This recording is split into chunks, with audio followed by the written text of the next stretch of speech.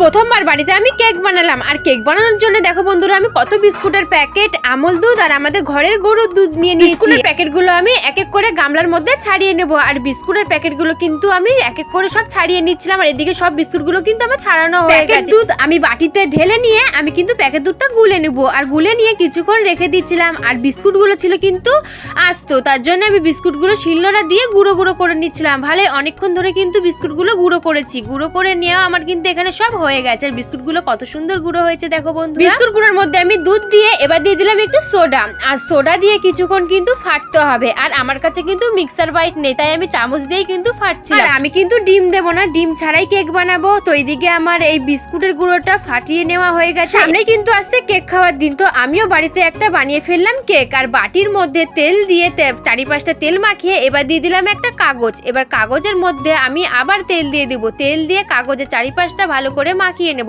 আর কাগজের চারিপাশটা কিন্তু মাখিয়ে নেওয়া হয়ে গেছে। এবার এই মিশ্রণগুলো আমি এই বাটির মধ্যে ঢেলে দেব। উপর দিয়ে আমি একটা একটা করে কাজু বাদাম দিয়ে দিচ্ছিলাম। আর কাজু বাদামগুলো কিন্তু আমার সব দেওয়া হয়ে গেছে। উনুনে কড়াই বসিয়ে দিয়ে কড়াইয়ের মধ্যে আমি লবণ দিয়ে দিচ্ছিলাম। আর লবণ দিয়ে আমি একটা ওভেন টাইপের জিনিস দিয়ে দিলাম। তারপরে বাটিটাকে আমি বসিয়ে দিলাম। বসিয়ে দিয়ে থালা চাপা দিয়ে থালার উপরে আমি নোড়া চাপিয়ে দিলাম। আর কিছুক্ষণ রেখে দিয়েছিলাম। আর থালাটা সরিয়ে আমি একটা কাঠি দিয়ে দেখছিলাম হয়েছে নাকি। আর দেখো বন্ধুরা কেকটা কিন্তু হয়ে গেছে। কেকটা আমি নাবিয়ে নিয়ে বাটি চারিপাশটা চাকু দিয়ে কেটে নিচ্ছিলাম। আর কেকটা দেখো বন্ধুরা কত সুন্দর হয়েছে। আমার না খুব খুব ভালো লাগছিল। ফার্স্ট টাইম আমি কেক বানিয়েছি, তো আমি তো কোনোদিন বানাইনি, এই ফার্স্ট টাইমই বানিয়েছি। আমার কেক খেতে যতটা মজা না লাগছিল, আমি কেকটা বানিয়েছি আমার সেটাতেই মানে এত মজা লাগছে কি বলবো। যাই হোক আমি কেকটাকে কাটছিলাম। আর কেকটা দেখো বন্ধুরা কত সুন্দর সফট হয়েছে। আর গরম গরমই কিন্তু আমি কেকটাকে খাচ্ছিলাম। কেকটা খেতে কিন্তু দারুণ হয়েছিল। আর ভিডিওটা ছিল কিন্তু এই পর্যন্ত। যদি ভিডিওটা ভালো লাগে তো লাইক কমেন্ট করো। দেখা হচ্ছে নেক্সট ভিডিওতে। টাটা।